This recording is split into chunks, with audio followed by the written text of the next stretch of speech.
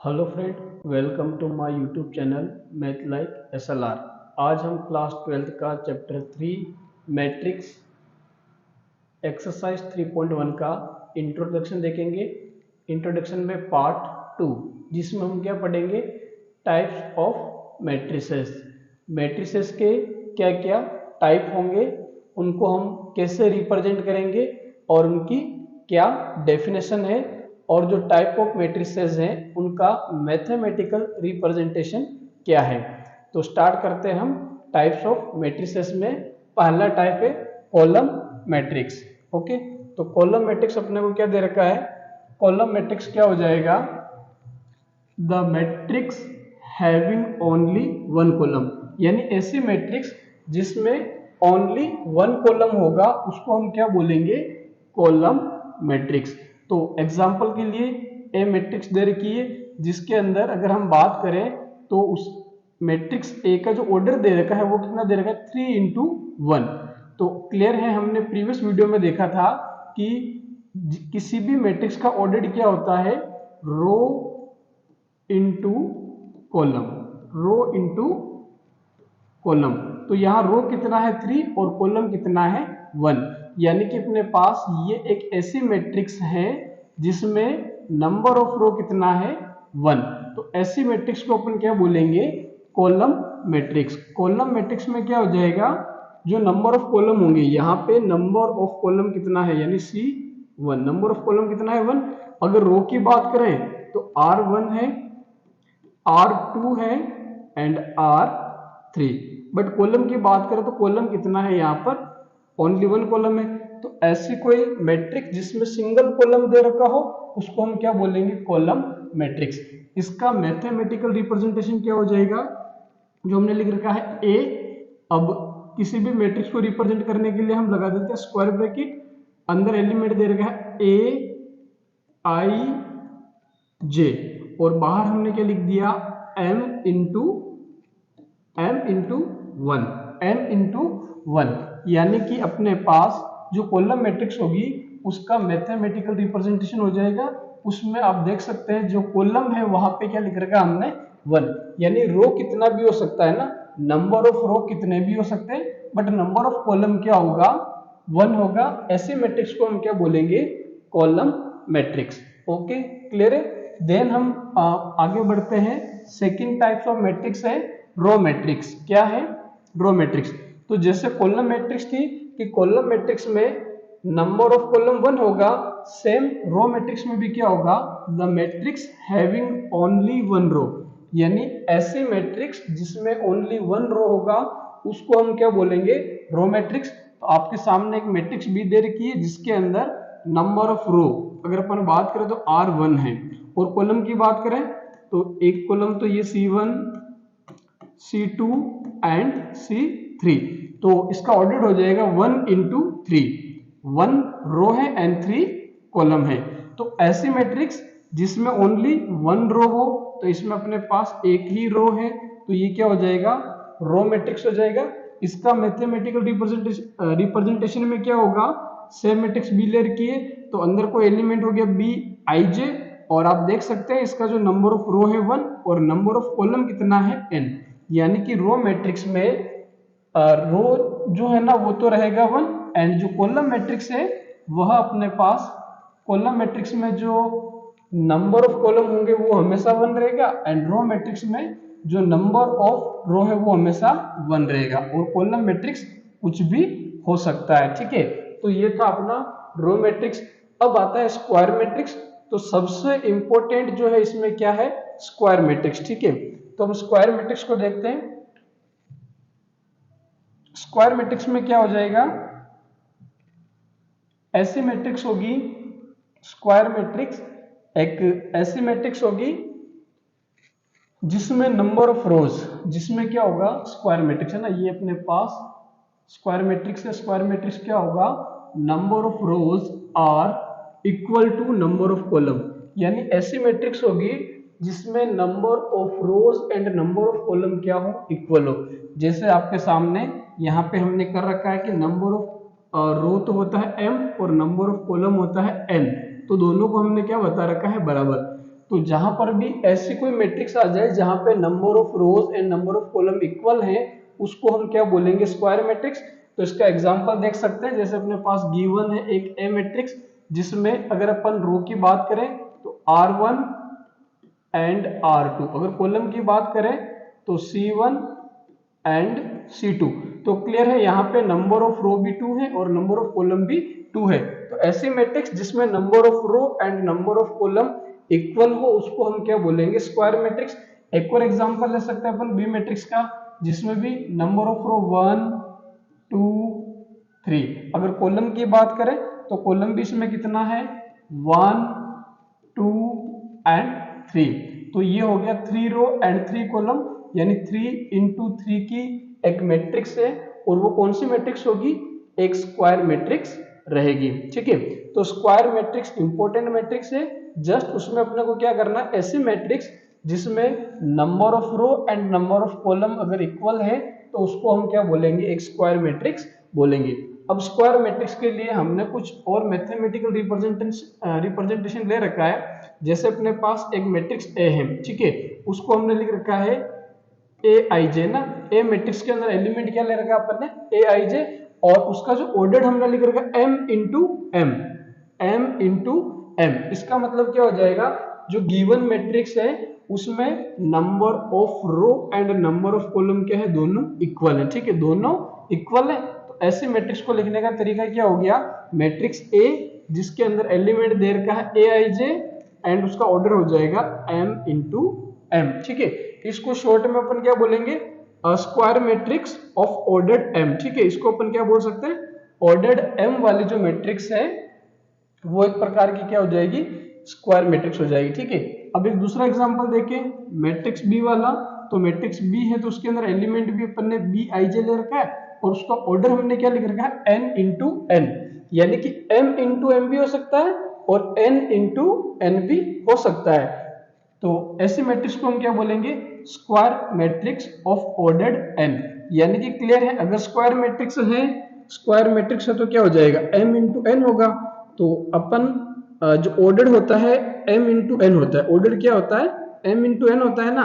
तो हम चाहे तो n को रिप्लेस करवा सकते हैं m से, या फिर m को भी रिप्लेस करवा सकते हैं n से।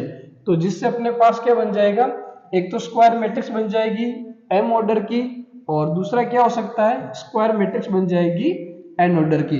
दोनों एक ही बात है, आप स्क्वायर मैट्रिक्स बोलो ऑर्डर्ड m, या स्क्वायर मैट्रिक्स बोलो ऑर्डर्ड n, दोनों ही क्या होगी, एक स्क्वायर मैट्रिक्स होगी।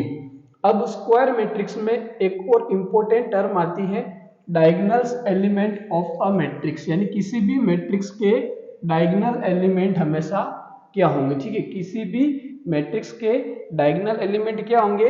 तो आपके सामने एक मैट्रिक्स ए दे रखी है, इस मैट्रिक्स ए के अंदर इस मैट्रिक्स के कुछ एलिमेंट दे रखे हैं 1 -2 1 2 5 4 3 5 एंड 6। ठीक है, तो ये इसके अंदर कुल अपने को टोटल 9 एलिमेंट दे रखे हैं। तो आपके सामने डॉट डॉट लाइन से जो एलिमेंट क्लोज कर रखे हैं, जैसे 1 5 एंड 6, तो 1 5 एंड 6 क्या हो जाएंगे, अपने पास इस मैट्रिक्स के डायगोनल एलिमेंट होंगे। क्या होंगे, डायगोनल एलिमेंट्स। ठीक है, डायगोनल एलिमेंट्स को हम क्या बोल सकते हैं, और प्रिंसिपल डायगोनल बोल सकते हैं, या प्राइमरी डायगोनल बोल सकते हैं, या मेन डायगोनल भी बोल सकते हैं। ठीक है, डायगोनल एलिमेंट्स को हम प्रिंसिपल डायगोनल, प्राइमरी डायगोनल या मेन डायगोनल बोल सकते हैं। इन शॉर्ट अपन ये भी कह सकते हैं कि जो डायगोनल एलिमेंट्स होते हैं वो हमेशा कौन कौन से एलिमेंट हो सकते हैं, A11 A22 A33 और फाइनल हो जाएगा AMM।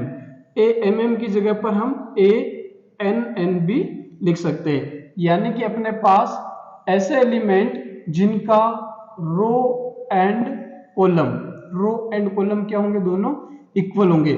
जैसे यहाँ पर 1 1 इक्वल है, 2 2 इक्वल है, 3 3 इक्वल है, M इक्वल है, वो सारे एलिमेंट क्या हो जाएंगे, मैट्रिक्स के डायगोनल एलिमेंट हो जाएंगे। तो ये अपने पास था टाइप्स ऑफ मैट्रिक्स में थर्ड टाइप था मैट्रिक्स का। ठीक है, इसके आगे एक इंपॉर्टेंट और मैट्रिक्स आता है अपने पास, डायगोनल मैट्रिक्स। क्या नाम है, डायगोनल मैट्रिक्स। तो अपने पास जो डायगोनल मैट्रिक्स है, डायगोनल मैट्रिक्स क्या हो जाएगा, स्क्वायर मैट्रिक्स। डायगोनल मैट्रिक्स क्या हो जाएगा,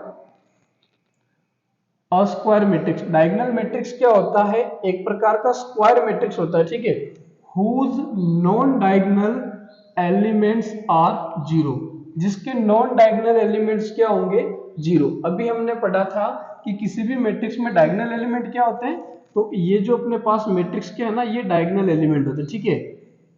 अगर बी मैट्रिक्स की बात करें तो बी मैट्रिक्स में ये जो एलिमेंट है अपने पास कौन से एलिमेंट है, डायगोनल एलिमेंट्स है। तो अब नॉन डायगोनल एलिमेंट कौन से हो जाएंगे, जो बच्चे हैं रिमेनिंग वो सारे कौन से हो जाएंगे, non diagonal element. -2 diagonal element है, 3 एक डायगोनल एलिमेंट है। नॉन डायगोनल एलिमेंट क्या हो गया, जो डायगोनल एलिमेंट के अंदर नहीं आ रहा, ठीक है। तो कौन सा नहीं आ रहा, जीरो नहीं आ रहा है और ये जीरो भी नहीं आ रहा है, तो ये दोनों कौन से एलिमेंट हो गए, नॉन डायगोनल एलिमेंट हो गए। अगर मैट्रिक्स बी की बात करें तो मैट्रिक्स बी के अंदर, मैट्रिक्स बी के अंदर ये सारे अपने पास कौन से हैं, डायगोनल एलिमेंट है। और रिमेनिंग जो बचे हैं वो कौन से हैं, नॉन डायगोनल। जैसे कि ये अपने पास तीनों के तीनों नॉन डायगोनल एलिमेंट है और ये भी तीनों के तीनों नॉन डायगोनल एलिमेंट है। तो डायगोनल मैट्रिक्स क्या होगी, डायगोनल मैट्रिक्स हमेशा एक स्क्वायर मैट्रिक्स होगी। पहली बात तो क्या होगी, स्क्वायर मैट्रिक्स, यानी कि उनमें नंबर ऑफ रो और नंबर ऑफ कॉलम बराबर होंगे। तो आप देख सकते हैं इसमें number of row R1 R2 C1 and C2, तो ऑर्डर क्या हो जाएगा 2 into 2, तो रो भी 2 है एंड कॉलम भी 2 है, तो दोनों सेम है। इसका मतलब मैट्रिक्स ए जो है ना एक स्क्वायर मैट्रिक्स है। तो पहली कंडीशन तो ओके कि डायगोनल मैट्रिक्स क्या होगी, एक स्क्वायर मैट्रिक्स होगी, एक स्क्वायर मैट्रिक्स होगी whose non diagonal elements are zero. तो डायगोनल एलिमेंट अपने को पता है, डायगोनल एलिमेंट क्या हो जाएगा, अगर मैट्रिक्स ए की बात करें तो डायगोनल एलिमेंट क्या है, -2 एंड 3, ये डायगोनल एलिमेंट है। तो ये कह रहा है कि नॉन डायगोनल, तो नॉन डायगोनल एलिमेंट जो है ना वो हमेशा क्या होंगे, जीरो। तो यहाँ पे देख सकते हैं यहाँ पर भी ये सारे अपने पास नॉन डायगोनल एलिमेंट है, तो क्या दे रखे अपने को, जीरो। और एक ये जो सी वाली मैट्रिक्स दे रखी है ये भी किस में काउंट होगी, डायगोनल मैट्रिक्स में काउंट की जा सकती है, ओके। अब जो डायगोनल मैट्रिक्स है उसका अगर मैथमेटिकल रिप्रेजेंटेशन देखेंगे अपन, अगर डायगोनल मैट्रिक्स का अपने को मैथमेटिकल रिप्रेजेंटेशन देखना है तो उसका रिप्रेजेंटेशन क्या हो जाएगा, जैसे अपन ने एक मैट्रिक्स ले रखी है बी और उसका एलिमेंट दे रखा है बी आई जे, अंदर हमेशा क्या दे रखा होता है, एलिमेंट, ठीक है। और ये बाहर अपने को क्या दे रखा है, मैट्रिक्स का ऑर्डर। तो अब इसको मैथमेटिकल फॉर्म में कैसे लिखेंगे, डायगोनल मैट्रिक्स जो है उसका मैथमेटिकल रिप्रेजेंटेशन क्या होगा, तो यहाँ पर हमने क्या लिख रखा, B I J equal to zero, यानी कि बी आई जे का मतलब क्या है, एलिमेंट। तो B I J equal to zero दे रखा है, यानी कि वो सारे एलिमेंट जीरो होंगे when I is not equal to J, जहां पर आई जो है वो जे के इक्वल नहीं हो, ठीक है। आई जो है वो जे के इक्वल नहीं हो, वहां पर सारे एलिमेंट क्या होंगे, जीरो होंगे। जैसे अपने को क्लियर है कि अगर मैं मैट्रिक्स ए का जनरल रिप्रेजेंटेशन लिखूं ना, मैट्रिक्स ए का अगर हम जनरल रिप्रेजेंटेशन लिखे तो जनरल रिप्रेजेंटेशन क्या होगा, A11 A12 फिर A21 एंड A22, क्योंकि इसमें क्या है, नंबर ऑफ रो भी 2 है और नंबर ऑफ कॉलम भी इसके अंदर 2 है, ठीक है। नंबर ऑफ रो R1 है एंड R2 है, कॉलम की बात करें C1 है एंड C2 है। तो ये स्क्वायर मैट्रिक्स तो है ये, क्योंकि इसमें number of rows and number of column क्या है, इक्वल है। अब जो अपने को कंडीशन दे रखी है कि जो डायगोनल मैट्रिक्स है उसकी अगर अपन मैथमेटिकल फॉर्म की बात करें तो कौन से एलिमेंट जीरो होंगे, B I J equal to zero दे रखा है, कौन से होंगे, जहां पर आई और जे अगर नॉट इक्वल है। तो आप देख सकते हैं कि फर्स्ट A11 यहां पर आई जे दोनों बराबर है ना, दोनों 1 1 है, यानी कि आई इक्वल टू जे है, तो ये जीरो नहीं होगा। जहां पर आई इज नॉट इक्वल टू जे होगा वह क्या होगा, जीरो होगा। तो जैसे यहां दे रखा है A12, क्या दे रखा है A12, तो आई तो कितना है 1 और जे कितना है 2, तो दोनों इक्वल नहीं है, यानी कि फिर ये वाला एलिमेंट अपने पास क्या हो जाएगा, जीरो, क्या हो जाएगा, जीरो, ठीक है। सेम अपन और समझ सकते हैं, जैसे कि अगर अपन बात करें मैट्रिक्स ए में एलिमेंट 3 की, तो एलिमेंट 3 की पोजीशन क्या है, एलिमेंट 3 कहाँ लाई कर रहा है, एलिमेंट 3 लाई कर रहा है सेकंड रो में एंड सेकंड कॉलम में। तो 3 की पोजीशन क्या हो गई, A22। अब A22 का मीनिंग क्या हो गया, I की वैल्यू भी 2 और J की वैल्यू भी 2। तो जब दोनों इक्वल है, I इक्वल टू J, जब दोनों इक्वल है ना, उस केस में एलिमेंट की वैल्यू क्या होगी, 0 के बराबर नहीं होगी। और अगर I is not equal to J, उस केस में एलिमेंट की वैल्यू क्या हो जाएगी, 0 हो जाएगी। तो ये चीज आपको क्लियर हो गई होगी। वैसे अपनों को ध्यान क्या रखना है, जो डायगोनल एलिमेंट होगा वो एक स्क्वायर मैट्रिक्स होगा और उसके जो नॉन डायगोनल एलिमेंट है वो क्या हो जाएंगे, 0। और नॉन डायगोनल एलिमेंट आपको क्लियर है, क्योंकि हमने जस्ट अभी ऊपर पढ़ा था कि डायगोनल एलिमेंट क्या हो जाएंगे, ये वाले सारे अपने पास डायगोनल एलिमेंट होते हैं, और जो हम रेड कलर से मार्क कर रहे हैं ये अपने पास नॉन डायगोनल है। ठीक है, नॉन डायगोनल एलिमेंट है। तो डायगोनल मैट्रिक्स क्लियर हो गया होगा। नेक्स्ट अगर अपन बात करें टाइप्स ऑफ मैट्रिक्स में, तो वो अपने पास है स्केलर मैट्रिक्स। क्या है, स्केलर मैट्रिक्स। ठीक है, तो स्केलर मैट्रिक्स भी क्या होगा, एक टाइप का स्क्वायर मैट्रिक्स तो होगा ही होगा, साथ में वो एक डायगोनल मैट्रिक्स भी होता है। ठीक है, जो स्केलर मैट्रिक्स है अपने पास, स्केलर मैट्रिक्स क्या होगा, एक डायगोनल मैट्रिक्स होगा, is said to be scalar, उसको हम स्केलर कहेंगे कब, matrix if it's diagonal elements are equal, same and rest all are 0। मान लें कि एक बार आपको समझ में नहीं आया, मैं वापस से रिपीट कर रहा हूं। स्केलर मैट्रिक्स क्या होगा, एक डायगोनल मैट्रिक्स होगा, एक डायगोनल मैट्रिक्स होगा जिसको हम क्या बोलेंगे, स्केलर मैट्रिक्स बोलेंगे। ठीक है, तो diagonal matrix is said to be a scalar matrix, एक डायगोनल मैट्रिक्स को ही हम स्केलर मैट्रिक्स बोलेंगे। कब बोलेंगे, if it's diagonal element are equal और same and rest all are zeros. अब अपने को पता है कि किसी भी मैट्रिक्स में डायगोनल एलिमेंट क्या होते हैं, तो अपन जैसे मैट्रिक्स ए की बात कर रहे हैं, तो मैट्रिक्स ए में जो डायगोनल एलिमेंट है वो क्या है, ये सारे अपने पास क्या है, डायगोनल एलिमेंट्स है। ठीक है, तो अब ये कह रहा है कि स्केलर मैट्रिक्स क्या होगी, जिसमें जिस मैट्रिक्स के डायगोनल एलिमेंट सेम हो। तो आप देख सकते हैं डायगोनल एलिमेंट क्या है, 5 है, 5 एंड 5 सारे के सारे क्या सेम है, इक्वल है। तो ऐसी डायगोनल मैट्रिक्स जिनके डायगोनल एलिमेंट क्या हो, सेम हो, एंड रिमेनिंग सारे क्या होने चाहिए, 0, रिमेनिंग सारे क्या होने चाहिए, 0।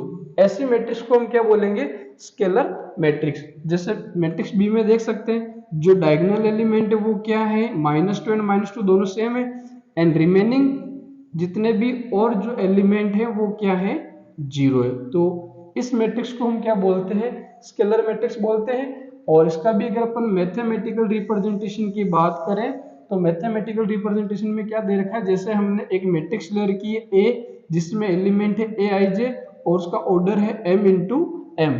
ठीक है, तो अगर उसको स्क्वायर मैट्रिक्स है ना, तो अगर हम m इंटू एम नहीं लिखे, सिर्फ m लिखेंगे ना, तब भी ओके है। ठीक है, अब इसका मैथमेटिकल रिप्रेजेंटेशन क्या कहता है कि इस मैट्रिक्स में जो भी गिवन एलिमेंट होगा वो 0 होगा। कब होगा, if i is not equal to j, जब i जो है वो j के इक्वल नहीं है तब एलिमेंट क्या होगा, 0 होगा। और एलिमेंट जो है वो k होगा, k का मतलब कोई भी कांस्टेंट नंबर, क्या होगा, कोई भी कांस्टेंट नंबर, एक फिक्स नंबर होगा। कब होगा, if i equal to j, i equal to j। जैसे आप देख सकते हैं कि जो अपने पास मैट्रिक्स A है, मैट्रिक्स A में इसकी पोजीशन क्या होती है, A11, तो I और J दोनों बराबर है। फिर इसकी पोजीशन क्या होती है, A22, तो I और J दोनों बराबर है। इसकी पोजीशन क्या होती है, A33, तो I और J क्या है, दोनों बराबर है। तो वही चीज यहाँ मैथमेटिकल रिप्रेजेंटेशन में भी बताई जा रही है कि जो एलिमेंट है वो एक कांस्टेंट होगा, एक फिक्स होगा, बट कब होगा, जहां पर I और J क्या हो, इक्वल हो। तो अपन देख सकते हैं कि यहाँ पर 1 1 2 2 1 1, जैसे यहाँ पे 1 1 2 2 एंड A 3 3, तो जहां इक्वल है वहां पर क्या है 5 5 एंड 5 है। ठीक है, आप अगर बी मैट्रिक्स की बात करें तो बी मैट्रिक्स में भी इसकी पोजीशन जो है वो क्या है A 1 1 है, इसकी पोजीशन क्या है A 2 2 है। तो यहाँ पर भी I और J इक्वल है, I और J इक्वल है। उस केस में क्या होगा, अपने पास एक फिक्स नंबर रहेगा, कांस्टेंट नंबर रहेगा।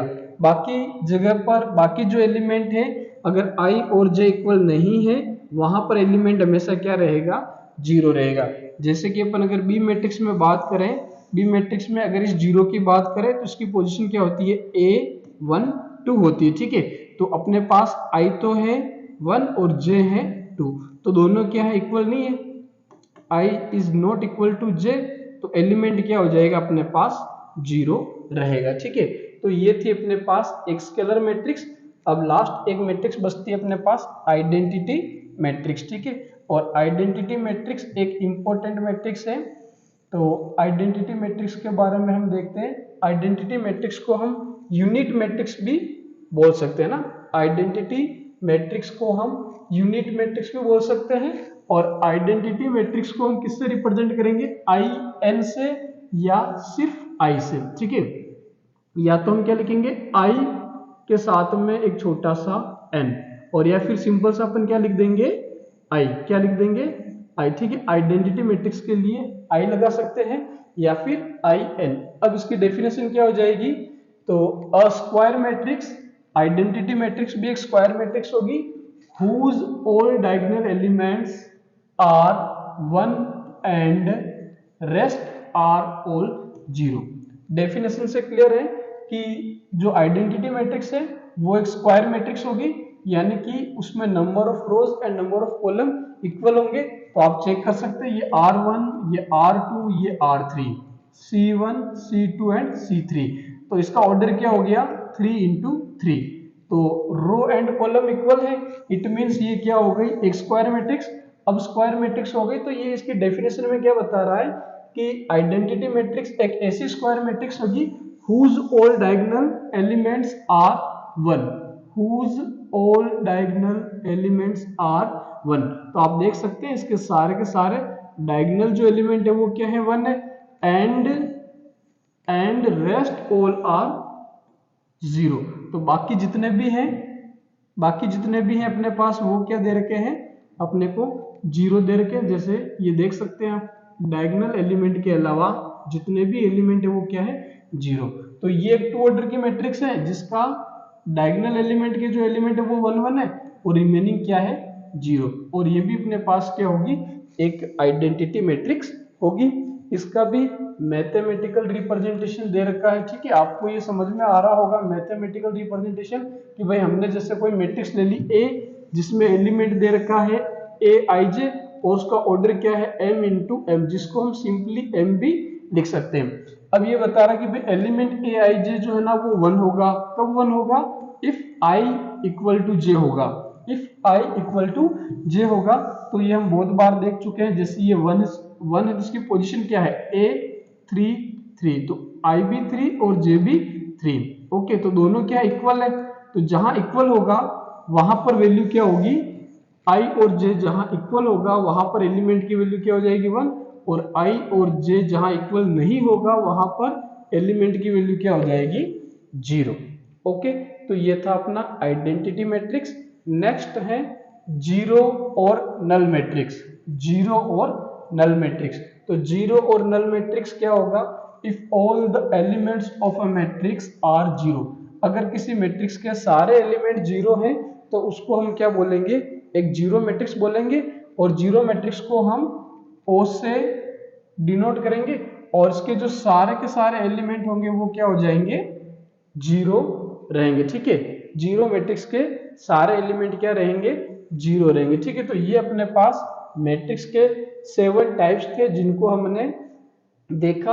अब अपन लास्ट एक टॉपिक देखते हैं कि दो मैट्रिक्स को हम कब इक्वल कहेंगे, यानी कि इक्वलिटी ऑफ मैट्रिसेस। ठीक है, किन किन मैट्रिक्स को हम इक्वल मैट्रिक्स कह सकते हैं। ठीक है, तो लास्ट टॉपिक देखते हैं हम आज का, इक्वलिटी ऑफ मैट्रिक्स, यानी कि मैट्रिक्स को जो है हम इक्वल कब कह सकते हैं, ठीक है। तो इसके लिए दो कंडीशन दे रखी है अपने को इक्वलिटी ऑफ मैट्रिक्स की, कि two matrices are said to be equal. दो मैट्रिक्स को हम कब इक्वल कहेंगे? पहली condition, they are of the same order, जो मैट्रिक्स है वो सेम ऑर्डर की होनी चाहिए। जैसे अगर एक मैट्रिक्स अपने पास दे रखी है 3×3, तो जो दूसरी मैट्रिक्स बी है वो भी अपने को क्या दी हुई होगी? 3×3। यानी कि पहली कंडीशन ये है कि इनका ऑर्डर सेम होना चाहिए। तो आप देख सकते हैं ए मैट्रिक्स का ऑर्डर भी कितना है? 3×3, और बी मैट्रिक्स का ऑर्डर भी कितना है? 3×3। तभी हम क्या कह सकते हैं कि ये मैट्रिक्स इक्वल हो सकती है। ये इनकी पहली कंडीशन है, ठीक है। दूसरी कंडीशन क्या है? There each corresponding elements are equal and identical. मतलब इक्वल होने चाहिए ना, जो दोनों मैट्रिक्स है उनका ईच यानी प्रत्येक कोरस्पॉन्डिंग एलिमेंट, ठीक है, कोरस्पॉन्डिंग एलिमेंट्स आर इक्वल होने चाहिए। तो जैसे अपन एग्जांपल के तौर पे समझे, तो जैसे मैट्रिक्स ए दे रखी है, तो मैट्रिक्स ए जो है ना उसका ऑर्डर क्या है? 2/2, और जो मैट्रिक्स बी है उसका ऑर्डर भी कितना है? 2×2। पहली कंडीशन सेटिस्फाइड है। अब आप देख सकते हैं 3 जो है, 3 का कोरस्पॉन्डिंग एलिमेंट कौन सा है? 3 है, दोनों इक्वल है। 4 है तो 4 का कोरस्पॉन्डिंग एलिमेंट क्या है? 4, ये भी इक्वल है। 0 का कोरस्पॉन्डिंग एलिमेंट 0 है, ये भी इक्वल है। और 5 का कोरस्पॉन्डिंग एलिमेंट 5 है, ये भी इक्वल है, ठीक है। कोरस्पॉन्डिंग का मतलब आप समझ रहे होंगे कि ये 2×2 ऑर्डर की मैट्रिक्स है, तो यहाँ जो एलिमेंट होगा 3, उसकी पोजीशन क्या होती है? A11। तो यहाँ पर भी जो ये दे रखा है इसकी पोजीशन भी क्या है? A11। तो यहाँ पर ये A11 और इसका ये A11, यानी कि ये A11 और ये A11 दोनों क्या हो जाएंगे? कोरस्पॉन्डिंग एलिमेंट हो जाएंगे। तो आप चेक कर पा रहे हैं कि भाई मैट्रिक्स ए के अंदर मैट्रिक्स ए के सारे एलिमेंट और मैट्रिक्स बी के सारे एलिमेंट दोनों क्या है?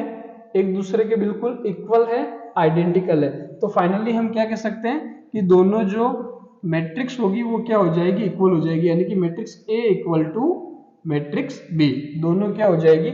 इक्वल हो जाएगी। अपन बात करें अगर मैट्रिक्स सी की और मैट्रिक्स डी की, तो इनमें भी अगर नंबर ऑफ ऑर्डर देखें तो कितना है? 3/3। और अगर मैट्रिक्स डी की बात करें तो इसका भी ऑर्डर कितना है? 3/3।